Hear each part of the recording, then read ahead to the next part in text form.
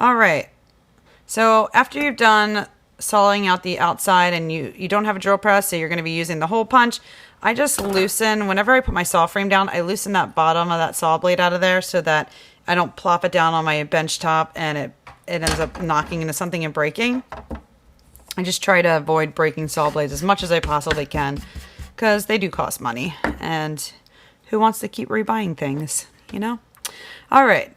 So typically, I mean, this design lends itself pretty easily that I could go through and just punch it, hole punch it wherever I need to, and I'd be able to see it okay. But if you had something that was a little more intricate or harder to see, and I always tell students for drilling, always mark out where you're going to drill or where you're going to hole punch.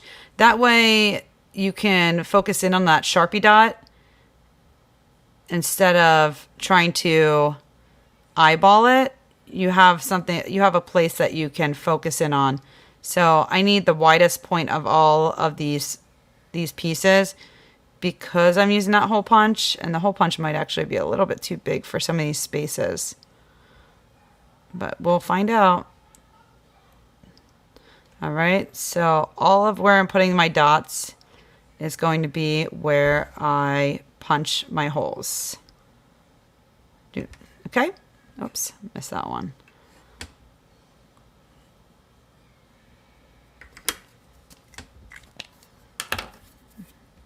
So I'll show you how to use both of these. So for those of you that have the hole punch or the Euro punch, you'll know what to do. So for the Euro punch, you want to line the little punch part. Oops, sorry about that. The little punch part up right with the Sharpie dot. And make sure they're lined up, and then just give it a squeeze so you hear it pop.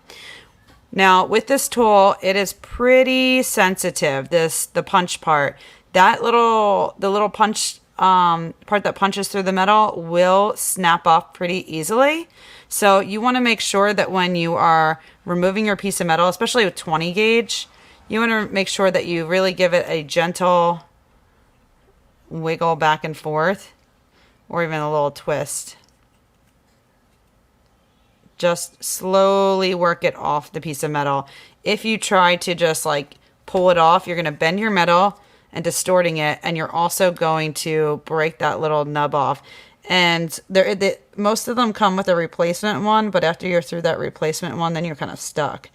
So then you're left up to the timeline of the company to send you replacements. So anyway, you can go through and snap that one out. And I switch hands so that I'm using, if you're right-handed, I switch hands and I just wiggle that down with my right hand. It's going to take some time, so just have patience. If you have this kind of hole punch, there's two sides to it. One has a bigger hole. Make sure you're using the smaller one, especially if your design is intricate. And again, one of the things with these hole punches, you can only get so intricate. So think about that when you are designing.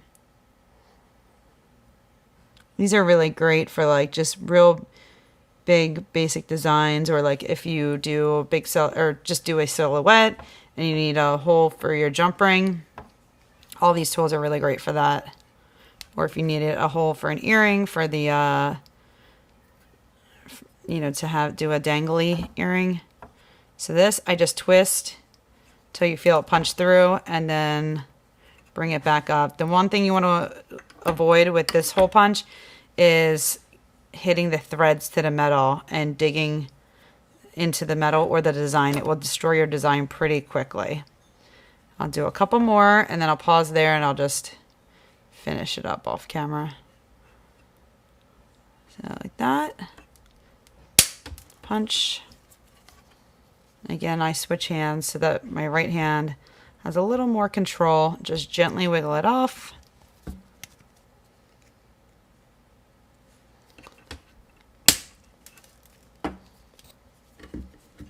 I would say if you have a design where there's an element of that design that is pretty small, so like right in there in the middle of the diamond, there's 4 little triangles that get pretty small.